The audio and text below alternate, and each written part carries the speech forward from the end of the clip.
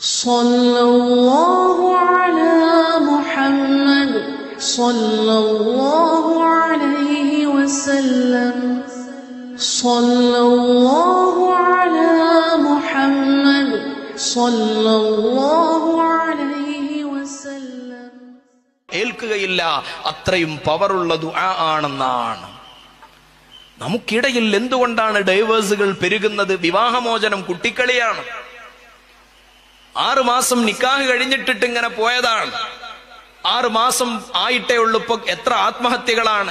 കഴിഞ്ഞ ദിവസം കേരളത്തിൽ തന്നെ വലിയ തോതിൽ ചർച്ചയായ ആത്മഹത്യ എന്താണ്? കല്യാണം കഴിഞ്ഞപ്പോൾ ഭർത്താവ് പറയാണത്രേ, ഞാൻ നിന്റെ ഫോട്ടോ കണ്ടപ്പോ നീ വെളുത്തതാണെന്നാണ് കരുതിയത്, പക്ഷേ നീ വേണ്ടത്ര നിറല്ല എന്ന് പറഞ്ഞിട്ട് ബോഡി ഷെയ്മിങ് നടത്തി കുട്ടിയെ മാനസികമായി തളർത്തി. ഒടുവിൽ ആ കുട്ടി ആത്മഹത്യക്ക് വിധേയരാകുന്നു. മലപ്പുറം ജില്ലയിൽ എത്രയെത്ര സംഭവങ്ങളാണ് ഇങ്ങനെ നടക്കുന്നത്. ഈ റീൽ ലൈഫുകൾ, വ്ളോഗ് ലൈഫുകൾ നമ്മുടെ സമൂഹത്തെ, നമ്മുടെ സ്ത്രീകളെ, നമ്മുടെ പുരുഷന്മാരെ ഏത് സങ്കല്പത്തിലേക്കാണ് കൊണ്ടുപോകുന്നതെന്ന് വിചാരപ്പെടാതിരിക്കാൻ നിർവാഹമില്ല. റീൽ ഇങ്ങനെ കാണുന്നു. റീൽ ലൈഫും റിയൽ ലൈഫും തമ്മിലുള്ള വ്യത്യാസത്തെ ഈ തലമുറ തിരിച്ചറിയുന്നില്ല.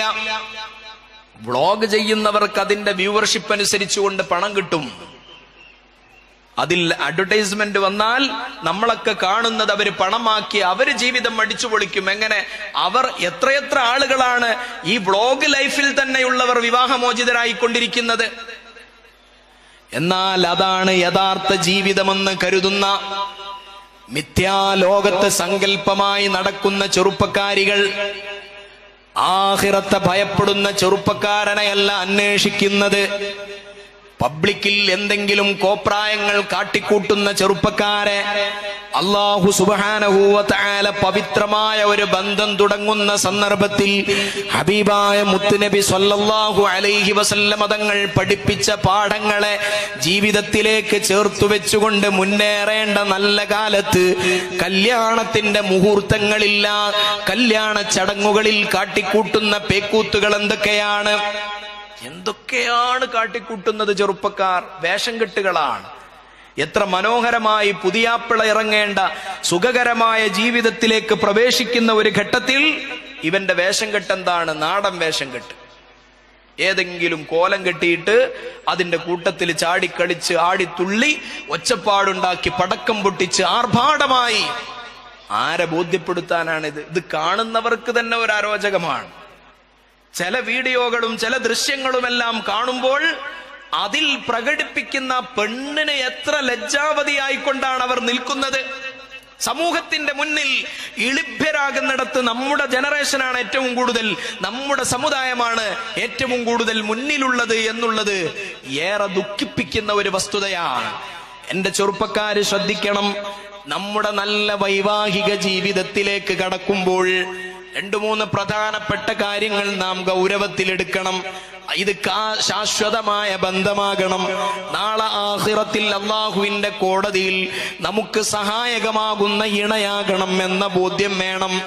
ആരെങ്കിലും അനധികൃതമായി ഇസ്ലാം അനുവദിക്കപ്പെടാത്ത രൂപത്തിലാണ് ബന്ധങ്ങൾ സ്ഥാപിക്കുന്നതെങ്കിൽ അത് ഹറാമായ തുടക്കമാണ്. ആ ഹറാമായ തുടക്കം അത് ഖൈറിൽ പരിസമാപ്തി ഉണ്ടാകില്ല. അതിന്റെ സമാപനവും ഹറാമിലാണ് ഉണ്ടാവുക. അല്ലാഹുവിന് പൊരുത്തപ്പെടാത്ത ജീവിതം അരുത്. വിവാഹം ചെയ്യുന്ന പെണ്ണിനെ നിക്കാഹ് ചെയ്യാതെ ഫോൺ വിളി വേണ്ട, കൂട്ടിക്കൊണ്ടുപോകൽ വേണ്ട.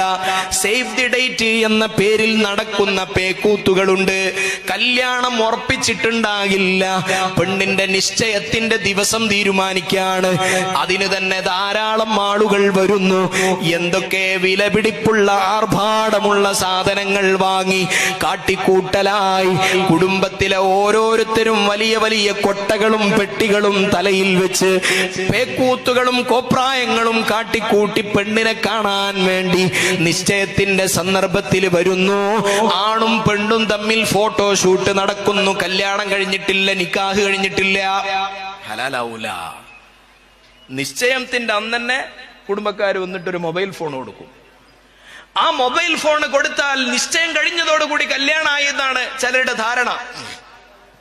അങ്ങനെ മൊബൈൽ ഫോൺ കൊടുക്കണമെങ്കിൽ നിക്കാഹ് പെട്ടെന്ന് കഴിച്ചോളൂ, കുഴപ്പമില്ല. നിശ്ചയം എന്നുള്ളത് നമുക്ക് ബന്ധം സ്ഥാപിക്കാനുള്ള ഒരു ഉപാധിയല്ല. നമുക്ക് കാണാനും പറ്റുന്ന ബന്ധമാണോ എന്ന് അന്വേഷിക്കാനുമുള്ള വഴിയാണ് നിശ്ചയം എന്നുള്ളത്. അത് തന്നെ പല ആർഭാടങ്ങളായി, അത് തന്നെ ചടങ്ങുകളായി, കാട്ടിക്കൂട്ടലുകളായി മാറിക്കൊണ്ടിരിക്കുന്ന കാലത്ത് ബഹുമാനപ്പെട്ട അബൂബക്കറിന് സിദ്ദീഖ് റളിയല്ലാഹു അൻഹു അതാ മിമ്പറിൽ നിന്ന് അവിടുന്ന് പറയുകയാണ്, യാ അയ്യുഹന്നാസ്, ജനങ്ങളെ, ഇന്നക്കും തഖറഊന ആയതൻ വതഹ്മിലൂനഹാ അലാ ഗൈരി മഹ്മലിഹിമാ. അബൂബക്കർ സിദ്ദീഖ് റളിയല്ലാഹു അൻഹു പറയാ, നിങ്ങൾ ആയത്തോതും ദീനിയായ കാര്യങ്ങൾ ചെയ്യും. ഞാൻ ഇവിടെ തുടക്കത്തിൽ ഓതി വെച്ച ആയത്ത് മാഇദ, സൂറത്തുൽ മാഇദയിലെ 78, 79 ആയത്തുകളാണ്.